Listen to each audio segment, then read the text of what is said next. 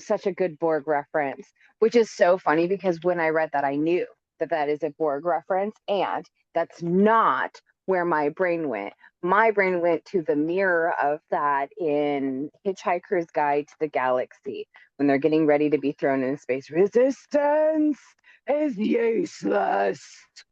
Resistance is useless. Which is so close to resistance is futile, but just off a little, and it definitely hits just off a little. Hello, everybody, and welcome. We are so excited to have you joining us today. This is Neurospicy Dialogues. I am Kimberly. And I'm Cara Jean. And today's word or phrase is resistance is futile. To give it the accent of Picard. Yeah. Oh. And that was so scary watching those when they first came out. Mm-hmm. And just the consistency with which they would deliver that it is so, I mean, you really did start to believe maybe it was futile until somebody says, no, it's not Geordi. Wasn't it Geordi who they had the whole episode where he finds a little baby Borg that's been cut off from I mean, it's a grown adult, but a little baby Borg that got cut off from the mama, and he nurtures that little baby Borg, and it discovers that it is an own and creates its own sort of personality for the first time, which goes back and taints everything. Good job, Geordi. But teaches it that resistance isn't futile. Resisting itself can be very powerful, which I think in the world every day is a good reminder. It might feel futile on a regular basis, and the simple act of resistance is incredibly powerful. Yes. I have recently been rewatching the Janeway version, and 7 of 9 is one of my favorite characters. And so her journey is what I associate with this. And okay, is it just me? Or this not the is it just me, but do you also think about sometimes when they create other species that they will encounter, and this is like true of like probably all sci-fi in space stuff, is how do some of those species create ships and go places? Yeah. Yes. So like the Borg, I can totally get because they have like the ability to manipulate things. But then you have the species that was like in conflict with the Borg, and they were kind of like they were based on like praying mantises or something, I think is the way they were created. And I'm like, how did, like, they don't have, and I'm like, do they create robots, or did they like find like the technology of the ancients, if you want to go Stargate now? And suddenly so that's what got them started. They had like a little Kickstarter to get going to create things, or they are like, how are they able to create the stuff that gets them out there when it seems like they communicate telepathically with each other, Right? Or like the Gorn from from one of the newer series, and which I think we've talked about this before. You haven't seen Strange New World yet, but the Gorn is like the big scary thing, and their ships communicate with each other, spoiler alert, through lights. So that's how one ship talks to another ship, by the lights that they and they respond lights. And yeah. So like, how did they get this stuff? Yeah. comes to my mind, is that because we have the hubris of monkeys with thumbs?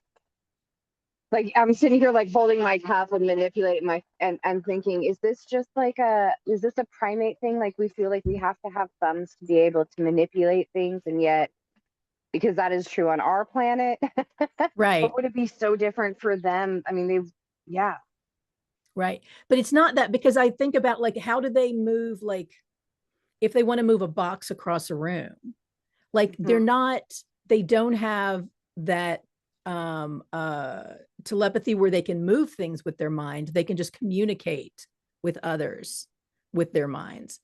So that's where I'm like, the mechanics of it, I right, don't know how they would do that. So I wonder, like, when they're sitting in that writer's room and they're creating, oh, we're yeah, going to have a new alien and they're going to do this.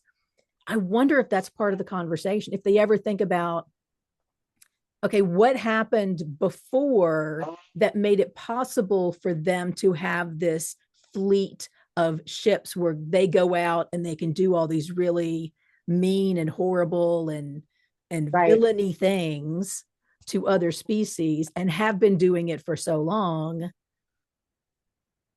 How do they do that? Oh. Um, Back to Douglas Adams again. I think I'm just on a Douglas Adams kick today. I didn't know You my are. brain was going to jump there, but boy, it's twice now. So we'll see where else this goes. But the cricket. So, did you know much about the whole storyline of Douglas Adams and Hitchhiker's Guide to the Galaxy, and then the restaurant at the end of the universe, and it goes into restaurant mathematics, and that fuels an entire spaceship. Artie Bardfast comes back for another round. Anyway, it all goes into this. The universe is trying to protect itself from the cricket players, um,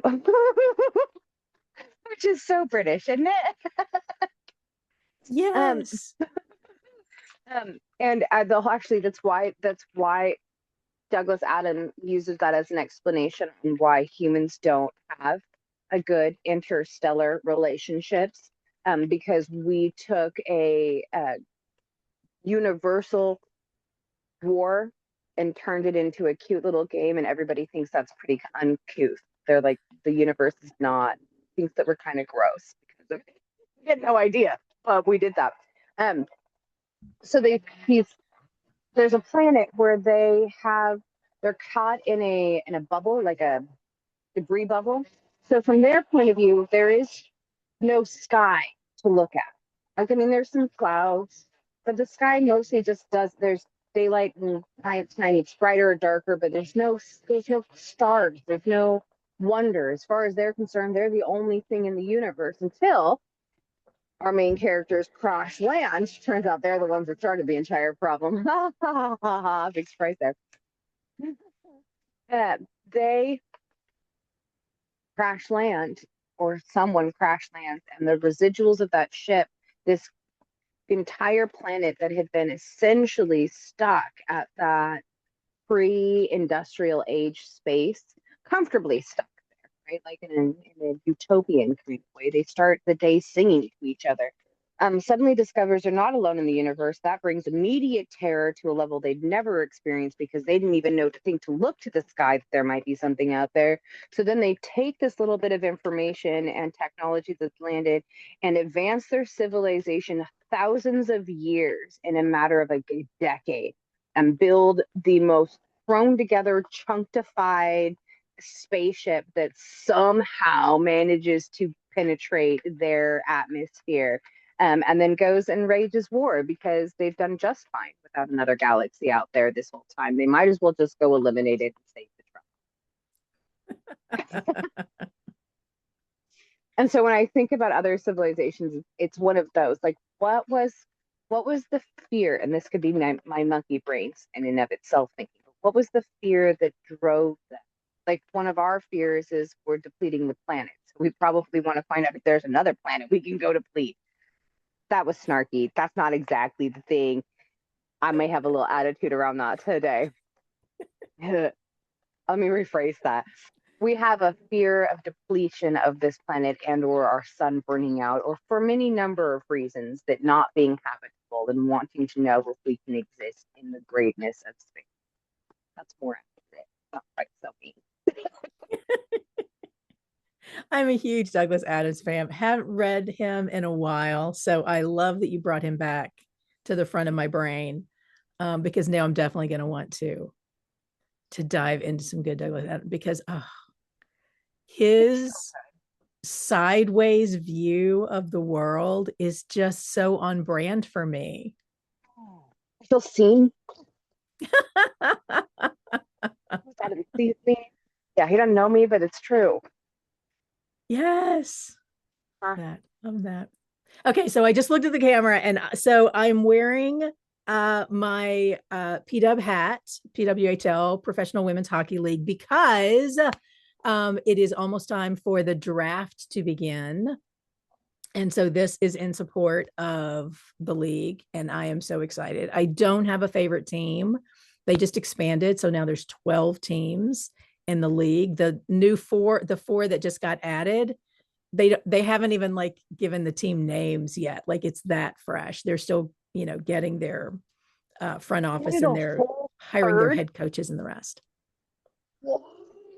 Yes. So it originally was 6. Last season they added 2. This season they added 4, and that was their game plan. And then they're going to hold off on any more expansion for a while to kind of let things settle, because expansion is crazy. And yes, resistance is futile when it comes to what are you going to do about expansion? And this is one of the things that being enjoying a league when it's just starting out, and this is happening because the new teams couldn't fill their rosters with just like brand new players. So they will be able to cherry pick players from other teams. And the existing 8 teams, they can protect a very tiny number of players and say, you can't have these. We want these. You can't have them. But everybody else on the roster is fair game. And so somebody who is a fan of a specific team, your favorite player might be playing for somebody else next year. And so to make sure that fans can start feeling confident and feeling connected to their teams, they are holding off on doing any more expansions for a while. That's smart. But yeah, this is like, there's so much upheaval, and a couple of the teams have taken head coaches from other teams are now coaching new teams, which is exciting for the teams. And it's also exciting for them because one of them like is going back to his hometown, and so he's able to coach from his home, which is awesome. And so sometimes players can do that. A player who might have been initially protected because they're so valuable to that team, they might go to the head office and say, you know what, I'm actually from Seattle. So if you don't mind, don't hold me and let Seattle grab me, because I would love to go home. I would love to play for my hometown. And so there's so many feelings going around for so many fans with this, and just the uncertainty and the upheaval of it. And sometimes resistance is futile to that kind of internal distress. You can resist it, but that's not going to help you through it. Yeah. The line I use a lot is change is constant. Growth is a choice. And we can fight that change. You can, but you know what? That's just going to make more change. It's a little futile. Yeah. Yeah. So every now and then, it's nice to remember to just let go, allow change to happen. Get in the river, stop fighting the currents, go with the currents. And then you will have back to the Borg reference, right? So you want to float along in Starfleet, and you want to float along in some of the other communities that are in those worlds. And then if you're floating along and not fighting the places that is unnecessary. When, say, like a Borg situation shows up and the resistance is not futile, resistance is the entire game. Well, then you'll have the resources for it because you won't have depleted yourself doing a whole bunch of superfluous stuff that was not necessary and did not actually achieve nothing. Exactly. I feel about that. Yeah. Yeah. Like the league, there's not a single thing that the fans can do about it. We are pure spectators in this. And if anything, this might propel PW into having like fantasy leagues where it hasn't really been a thing. Granted, it's still new. It's just 3 years old now. But yeah, this might be where fantasy league. I've not ever done a fantasy league, so I only know like the little bit I know about it from lore, from watching it when it's on like, in TV shows where characters do it. Because I don't think I really have any family members or friends who do fantasy league, or maybe I've heard them mention it, but I don't engage in that conversation with them, so it's not something that we talk about. So it's not part of my relationship with any family or friends. But yeah, fantasy leagues, that's a total if it's what I think it is. I can't confirm or deny. I have engaged in fantasy leagues. Once upon a time, I worked at a casino, and boy, was that hot. Like anything that anybody can gamble on is available in those spaces, and fantasy leagues are one of them. And perhaps not as kindly as I could have had did. I pretty much was like, so you just like pick who you would want to have on your team as if you could create an entire team. And then if they do a good job through the season, your team does a good job. Yeah, that sounds like work. No, thank you. Yeah, there's so much to track with that. I think that's one of the reasons why it never really appealed to me, because there wasn't a sport that I was so invested in that I really wanted to know all the players, and I had my favorite players and all that kind of stuff. And that's just if you're into that, like if you love the football, and boy, people love the football. Like there are animosities in families because we cheer for different. It is people got fields. They need a place to put them big fields, and of all of the places, that's probably exactly what that is designed for. So love that for you, but I like coming from the South. Oh, big rivalries between the state schools and others. Yeah, it's but again, it never touched me because I went to a really small school, first grade through 12th. My college was not, I went to Emory University, which, I mean, I don't know if it does it now, but it wasn't like in any of those. I don't know that I even went to any, like, I don't know what teams we even had, frankly. I don't think we had a football team. Not a priority. Or a soccer team. I don't know. I mean, surely they had something, but I had like the fringe sports that I was a part of. I did fencing and some other stuff, and I did rowing for a while. Dated a tennis player for a while, but nothing like major team sports where you've got the huge stadiums and the fans and the hats and all the stuff. But okay, so we have to circle back because you breezed past something that I did not know about you, which is you worked in a casino. Yeah, in my many moons ago, we're gonna say early to mid 20s. Yep, somewhere in that zone. Was serving at a casino. It is. Why do I have such a high level of composure? This was because of some incredible grooming and conditioning that I got working in casinos. It turns out that this is where I learned, and I hold this to be true to date, that you can say pretty much anything to just about anyone if you have the right face on. And it's not even about your face being pretty, like that's not it, but having the soft eyes and the open and the soft smile. Like If you say the worst thing I said to someone, I probably ought to regret this. I don't. Um, he absolutely deserved it.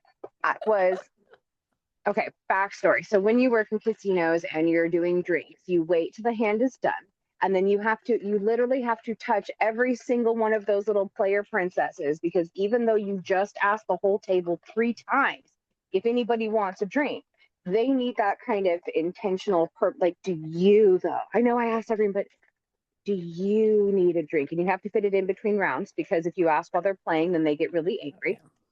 So I had done this. I had perfected this, asked the whole table, asked them each individual, ask the table again before you leave, move to the next table, right? And I could do a round of the casino, go grab all of the drinks, come back, deliver. So I do this. The rounds don't take that long. They've gotten maybe 2 rounds of hands in the time it takes me to get a whole circuit, build those babies, and bring them back. So this guy gets real mad that I didn't ask him for his drink on the last round, which I absolutely did. And he is so drunk that if it weren't for working at a casino, any other place I worked, we would not have served him. Casinos don't care. Just give him more drinks and keep him playing. They don't. The VIP thing is just not a big a priority there. It is the rest of the world. Because the goal is that they're not going to leave, drive away. It's much better if they just pass out in one of the back booths. Right. Or Sleep they're it off. probably in a hotel room upstairs. So, Yeah. This was a smaller casino than that, so not oh, that okay. big. Although you could walk. Um, so him and all of his buddies, and he's a guy in the community. It like any industry, there's an entire microcosm that is its own universe that is the casino world and things you would never know unless you were part of this casino world. And he was one of the people in that group, but I was tired of him. And it was a long day and I was sick of it. So I very sweetly smiled and I went, "Oh, babe, you're the reason we need chlorine in the gene pool, huh?" And he just paused and then laughed because I was smiling and all of his friends are now laughing. And I was like, "Cool, I'm gonna go get that drink. I'll be back." He knew I insulted him. He was too drunk to understand that was like, and everybody was laughing. So he just gave me a black chip and handed me $50 for the water I brought it. And I thought that's a fair trade. Nice. Putting up with your nonsense. Yeah, it was an interesting world. I, to this day, when I'm counting money, count it like I'm laying it out for the cameras and then I clear my hands. How funny. I worked casino tables in Atlanta. So I worked the other. Yes. Yeah. Okay. So there weren't like casinos in Atlanta. I mean, maybe now they've passed it because gosh knows they're popping up everywhere. But it was at private parties. I would do it. And I did craps and blackjack were the tables I worked. Yeah. And then there was a country Western bar that I worked casino table.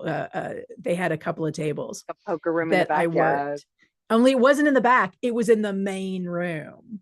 Yeah. Okay. So I was right by the dance floor, and then they had live bands because it was like the biggest Okay. country Western bar in Atlanta, and one of the suburby things. But yes, there were so many drugstore cowboys, so many like dressing up. Dude, those shoes have never been close to cow manure or horse manure. I don't know what you think you're doing, but I love the costume that you have put on for tonight. Yeah. So, but it was really fun. But there were a lot of really great people that I met. And there were some who like legitimately were ranchers or farmers that were also there because again, this was in that part of the greater Atlanta. And it was really fun. And that's where I learned line dancing, was watching them dance. And but it was a crazy world. But I did never work in a place that had like the cameras from above. So I never did that. But yeah, the other stuff and the way that I shuffle cards is very much my casino shuffle. Yes.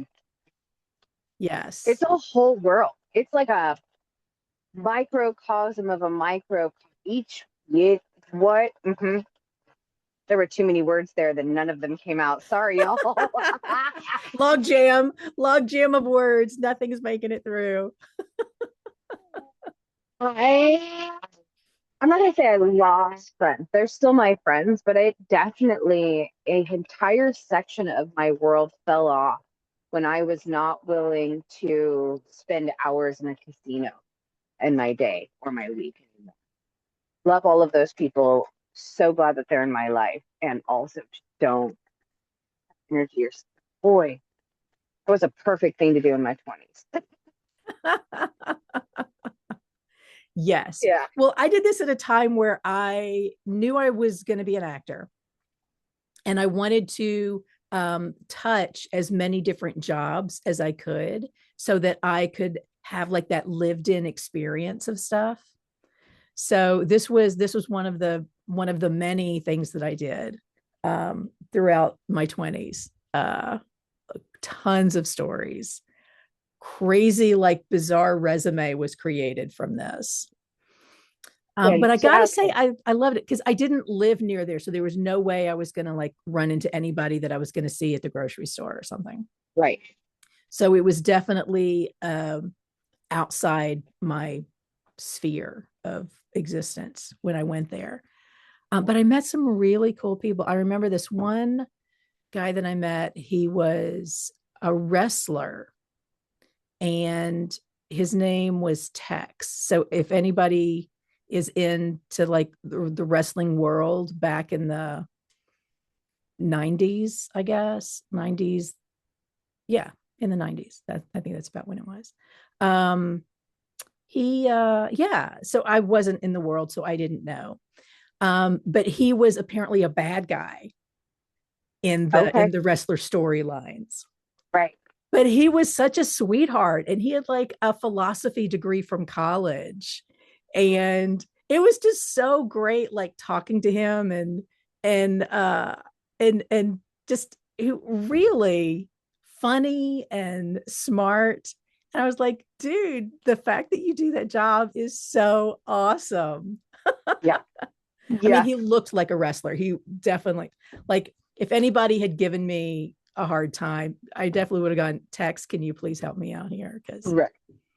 yeah, he looked like the kind of person who because he was a teddy bear, but he could like amp it up if he needed to put on that protector hat.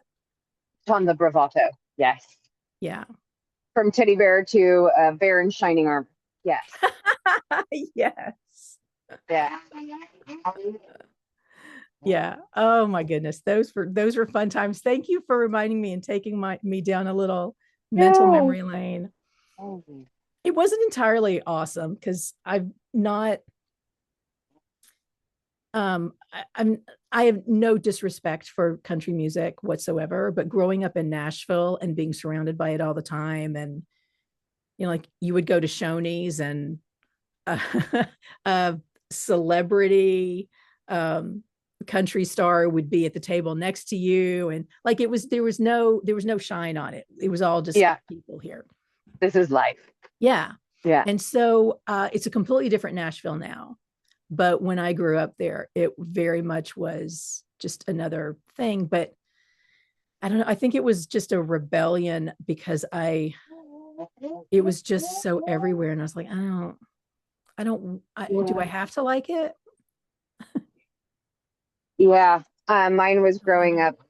My family's from Bend, Oregon, which unless you're in the Oregon area, this won't make sense to why we're talking about Southern country music for Bend, Oregon, except that it's very, very much an ag community and very much a cowboy community. Lots of cattle goes through Bend. And so modern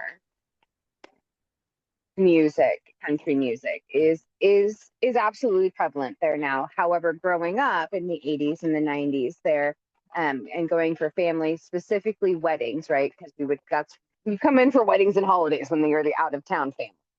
So we would come in for these weddings and holidays, and it was old timey country music. Okay. And I got real like real snarky about the lack of depth and content and how it's sort of a similar story over and over. And they're like, but that's the beauty. It's the human story. And I was like, is it? Or is it just whiny? Because it sounds really whiny a lot of the time. It just sounds like we're all sitting around the fire complaining about life. And I get enough of that hanging out with y'all. I don't want to listen to it on my radio. Thank you. I have since uh, like taken the snark off for a little while and really given country music. And there is a lot of really powerful country music that tells incredible stories.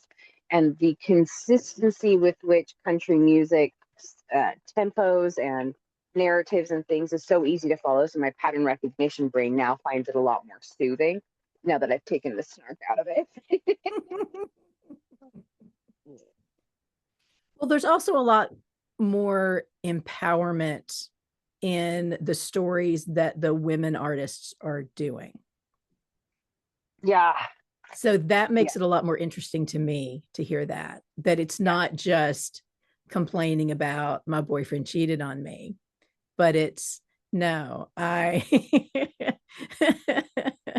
Man, it's like a woman. I torched his car. It's exactly. Yeah, not advocating that, but Right. Don't do the things. I do sing that when you're in that rage place, it's a great song to kick back. I drove my key into the side of it. Yes. pretty little souped up 4-wheel drive. Yes. I've had an ex where if he had leather seats, I would have carved my name into them. Good thing none of that had to happen. Excellent. Sometimes you have to give into the rage because resistance is futile. Way to bring it back around. We went broad and wide from Borg to Douglas Adams several times. Douglas Adams to women's hockey to women in country music to casinos and microcosms of the greater macrocosms of the world. You know, just a Like few you soft do. subjects. So we're normalizing this here. This is me remembering we have an audience, right? Oh, right, we're on camera and people are paying attention. I can. So for us, it was important to normalize this pattern, this flow of conversation that doesn't have to be so rigid. This is the topic that you're talking about, right? Because our brains do that. We start with the topic. That's a great launching point. That is we're going to go wherever that is going to go and wanting to normalize that for other people. And I was thinking about this the other day. I think you asked some question about like, is this what the audience wants? Which, please tell us in the comments because we have no idea. We can't read your mind. My ESPN is too low. I what I started to wonder about is what do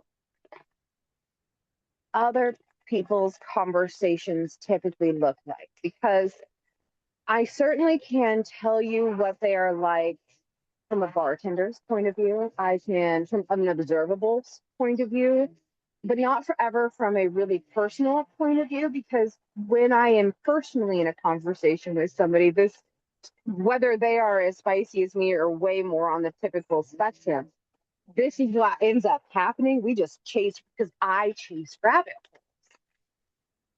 And I wonder if there are others who don't. It's not just you. That's like even before I knew anything about rabbit holes, I knew about tangents. Yeah. And so minds go off on tangents all the time. I know. Yeah. So even if it's not that, it's not like you allowing to stop resisting the where your mind wants to go, it's something that I think is like a brain thing. Yeah. Because we're every now and then I think like our brain wants, like, we'll put our brain in neutral, and every now and then it's like it just kind of gives it a little extra gas. That's what I think Yeah. the tangents are, is just your brain being like, all right, I need to do a little thing real quick. And maybe you won't notice. I'm just going to be over here doing it, and it becomes the tangent that you consciously jump to. And I think our brain is doing those all the time in the background. And Mine is. we're not necessarily conscious of it, or it just becomes part of the noise. Like your brain is constantly playing music in the background. It is on a tangent at all times. Yeah. So So that's it doing its little thing. So I think yeah, our brains are so much busier than we are even aware of. And I would every agree. now and then we like pause and we're like, oh, wait, my brain is also doing this right now. Oh, that's kind of cool. Let me go there. It's you, fun brain, doing that thing. Yeah, Yeah. yeah. So that for me, I feel very seen. That feel makes sense. My brain absolutely does that. Um, I wonder if that is not true for others. Like I would just assume that all brains would go at least a little bit in tangents, but then I also figure all fingers need to twitch a little bit. And there are people whose fingers just stay still all the time. Mm-hmm. They don't even need to talk with their hands. So are there people whose brains don't go on tangents? I was like, if there had been brain trauma, then I think that's a possibility. Okay. Or if there was like some um for like there's like maybe a chemical reason of what's happening in their brain limits it The firing ability to on all branch. cylinders. Again, I don't want to use any kind of language that says there's anything negative about that, because your body is doing the things your body does, and it's Perfect. Yeah. whatever those things are, it's awesome. But I would say just the way my understanding of how the brain works is that there's always stuff going on, and we can discipline our focus either by choice or by trauma or by whatever might have impacted us in our life, so that we dial the volume down on it so much we don't Notice. notice For sure. it. But the way that our brain is, when it stops doing that is when your brain starts to decay, Yeah. because then certain parts of your brain are not getting that electrical stimulus, and when that electrical stimulus is no longer happening, then your brain reasons, oh, there's no reason for that room to exist anymore, so we're just going to close that room up so Close that it we can down. conserve resources, and we're going to pay more attention here.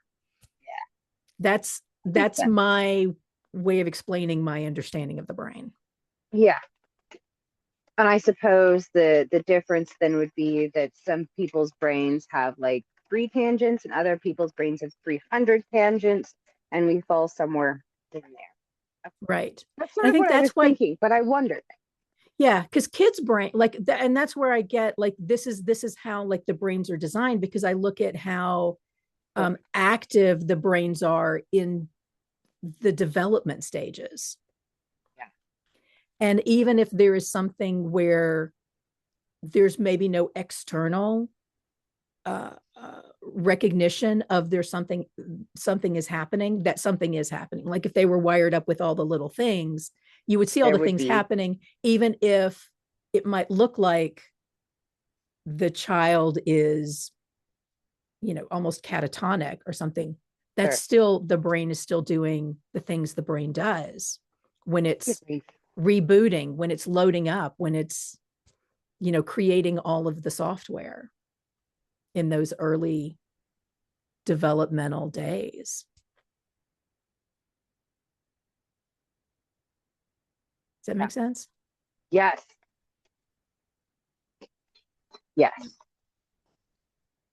Thank you for letting me go down that thought path. I just, Sure.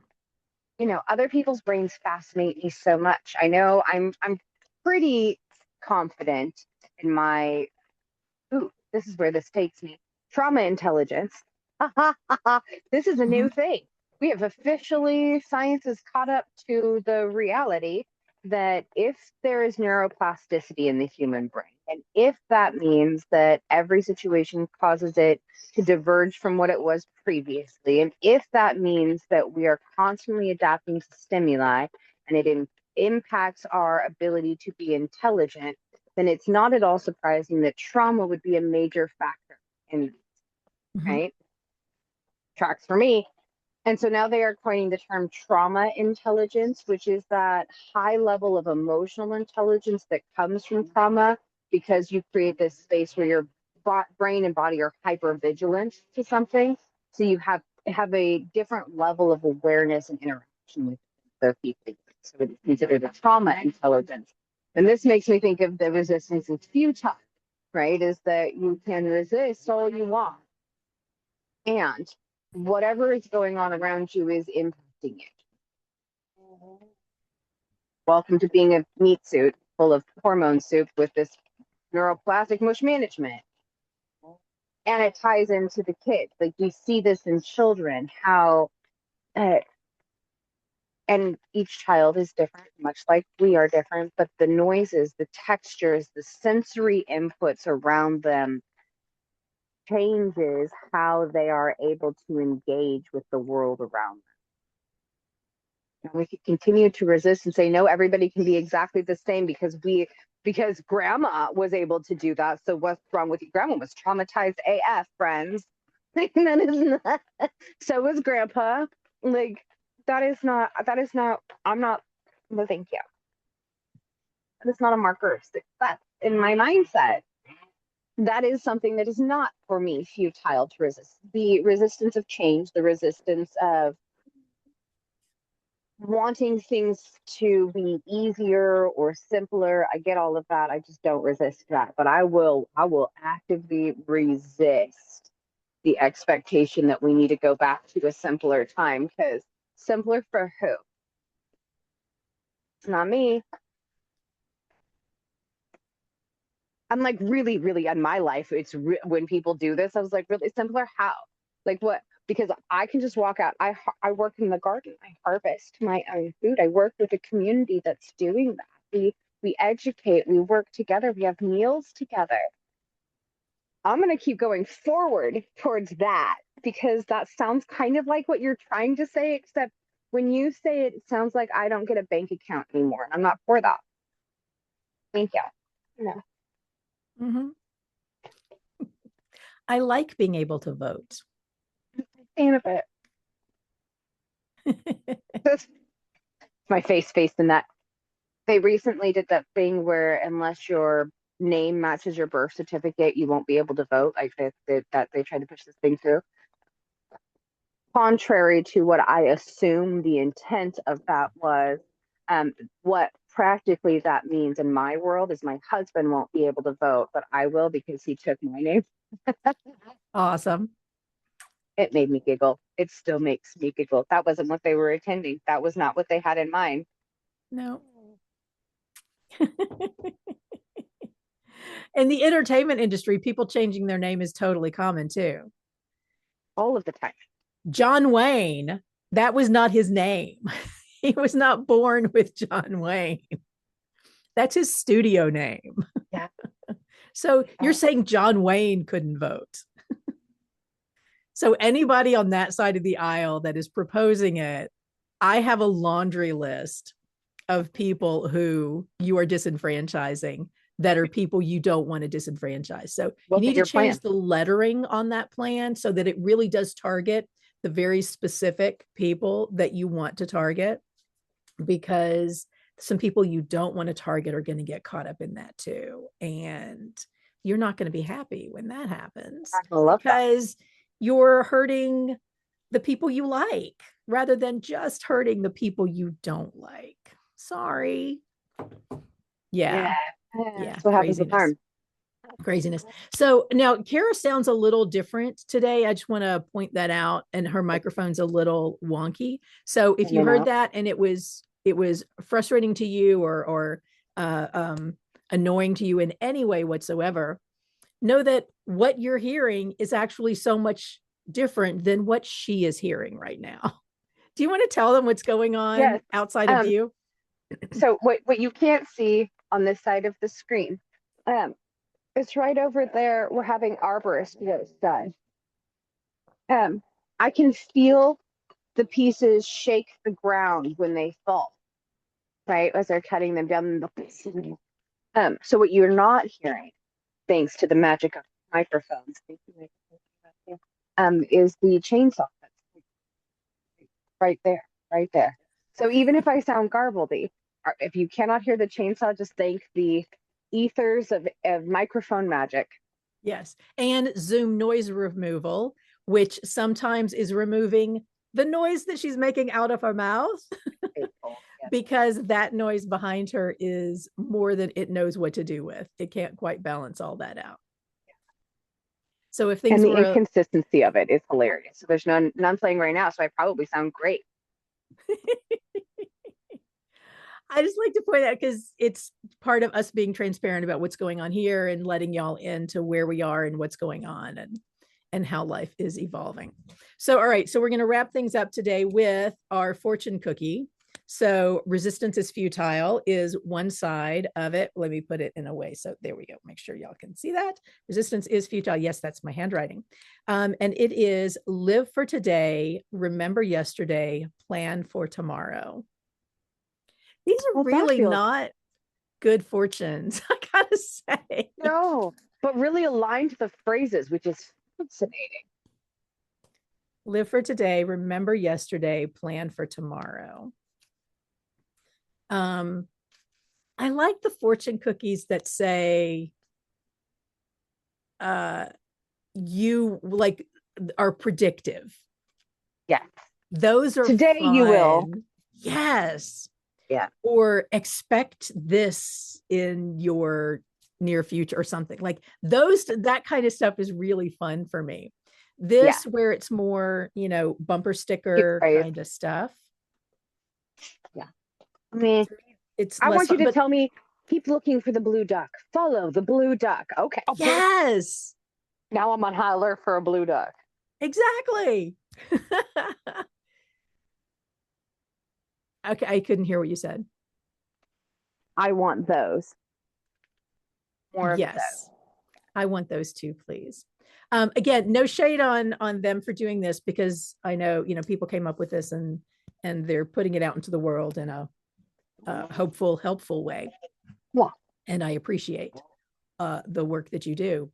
But personal preference, give me those mysterious kind of things that I know it's not, I have not ever played the numbers on the back of a fortune cookie. I'm not that person.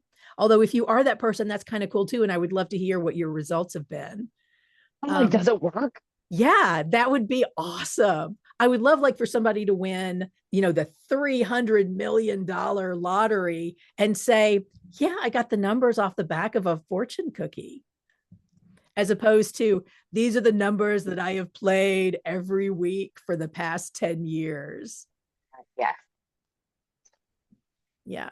I mean, that's awesome too, because the numbers are important to you and they're special. And I get that. But I also love it when random happens. More random. When we go down the rabbit hole of random, is it real? Yeah. Is anything really random? Of course not. But when you choose that path of least resistance and just say, all right, these numbers are on my fortune cookie, I'm going to play them. It's kind of fun.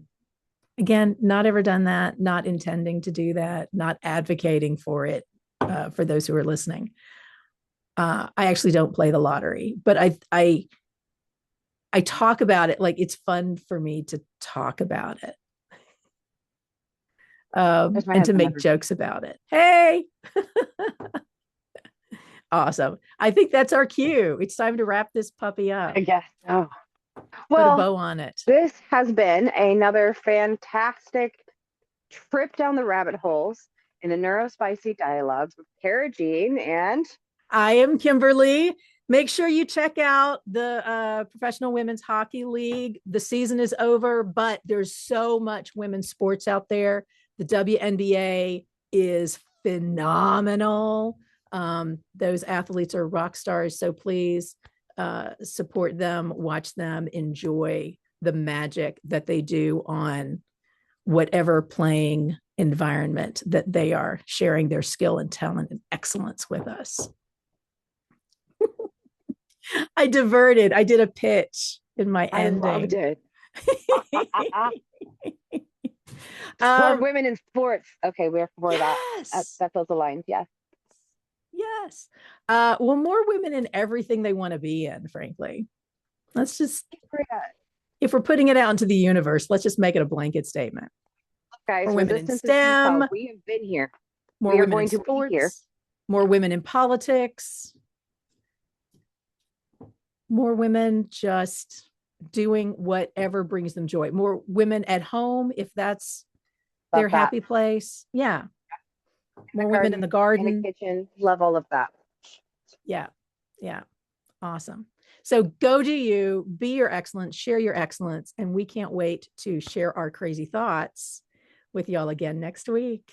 This is Neurospicy Dialogues.